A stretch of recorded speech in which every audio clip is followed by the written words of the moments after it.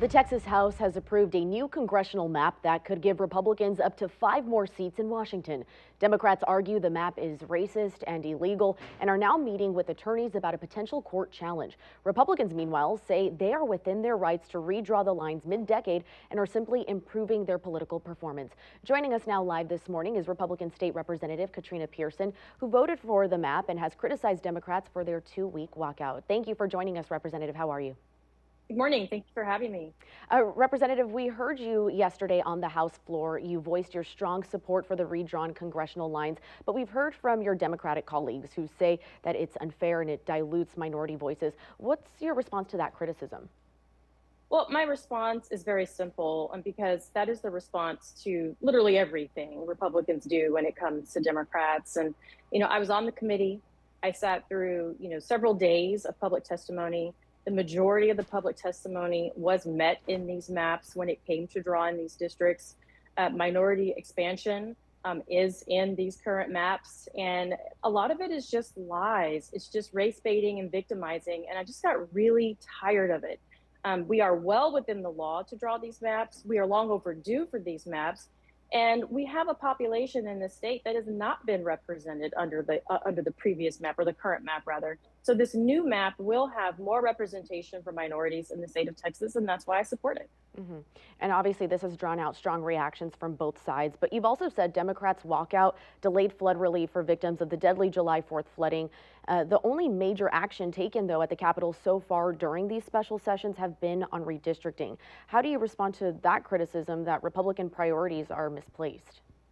Well, I would have to disagree with the term major action. If you're talking about being on the floor and voting, we've only had one vote so far, but the action takes place in committee. And we were having flood hearings before they walked out. In fact, before redistricting even occurred. So in the House, if you're not on the floor, that doesn't mean you're not working, because the work is actually done inside the committee. You have to hear the bills. You have to do the testimony. You have to make the bills better. You have to amend. You have to substitute them before they get to the floor. And that's what happened. That walkout delayed flood legislation. We probably would have been able to vote on flood legislation at the same time had they not walked out. And hopefully a flood vote is happening sometime in the near future. My last question for you, Representative, is we know that the maps were redrawn just a few years ago in 2021, and this was led by Republicans. But we know that this most recent redraw happened, came at the governor's request after some pressure from President Donald Trump. But Republicans didn't have an issue with those first maps. Do you think there's any correlation there that now Republicans feel something has to be changed after getting that phone call from President Trump? Well, no, I think what changed is the Democrats, sued on the original map that we're dealing with now. And also the laws changed in 2021. So if they're not happy with the current map and the laws changed, the new map is drawn according to the new laws. And that's what we have today. Representative, thank you so much for your time this morning. We appreciate you. Of course, we will be bringing you updates on the Capitol floor as this redistricting battle continues. At the live desk, I'm Abigail Velez.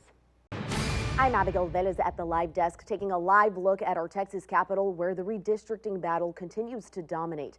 After House Republicans pushed through a new congressional map that would give the GOP 5 more seats, Democrats are promising to fight back both in court and nationally. California is now weighing its own counter map, and some Democratic leaders, including Representative Ann Johnson of Houston, are backing that effort. She's joining us now live this morning. Good morning, Representative. Good morning. Thank you for having me. Thank you for being here. Now, Representative, you've publicly voiced support for Governor Newsom and California's Prop 50 as a response to Texas's map. Why do you see California's move as an important countermeasure, and what message do you think it sends to Republicans here in Texas? Well, Texas Democrats realized weeks ago that Republicans were trying through the shadow of the night to steal 5 seats before the next election, to determine the outcome before anybody has a chance to vote, because they are afraid of voters, because their policies are so bad. And so I am grateful that Democrats around the nation have now been awoken to the fact that Republicans are trying to steal the next election, and they are responding in kind, and only in kind. So don't forget, California has an independent commission. They set their districts out determined by their voters, in stark contrast to Texas, which is under heavy Republican control. And just 4 years ago, they drew maps to heavily favor their party. It's not been enough. And so now we've done something extraordinary called mid-decade redistricting. It's really not normal, despite what they suggest. And just as you said earlier, Governor Abbott wants it to be a deep red now color. The problem is you can't change the color of party on the backs of the color of minorities. And what we know about these maps is it now takes one white voter to every 3 Hispanic voters and one white voter to every 5 voters to have the same political voice. That is blatantly discriminatory and racist. Representative, we heard you talk passionately about this yesterday on the House floor, but we also heard that Republicans accused Democrats, including yourself, of holding up flood relief by breaking quorum for 2 weeks. How do you respond to that criticism? Absolutely not. I sit on the flood committee. Don't forget, y'all all know you're in Austin. Governor Abbott, with a stroke of the pen, can do a budget execution and provide relief. He could have provided relief from July 4th, when he wasn't even in town, all the way until he called the first special session. Even if he claims that during that session that he couldn't do it, the day that his sonny died, the first session, and waited to start the second one, he could have done a budget execution. I am grateful. Unfortunately, so many families that lost their children are from my area in Houston. And I am grateful to those that had given me courage and said, we understand the fight you're doing on redistricting. We understand that this is a constitutional battle. And we also understand that the Republicans are using us as political cover to try to shield what they're doing to steal seats before the next election. And so I'm going to gladly go to the floor today and vote on the flood relief, but I will remind everybody what my colleagues said in the committee weeks ago. Real policies that affect this change are going to take more than 30 days. And please don't accept what happens today as the solution for these problems. Republicans have been in charge of this state for more than 30 years. And so when you look at the fact that you lost more than 137 people, 27 8-year-old little girls in a cabin in a known flash flood zone because politicians didn't have the courage to put in a warning system because they were afraid to tell their voters that they were going to use their taxes and their property taxes to do something that would benefit tourists coming to their county. That is penny wise and pound foolish. That's where we are as a state under Republican control.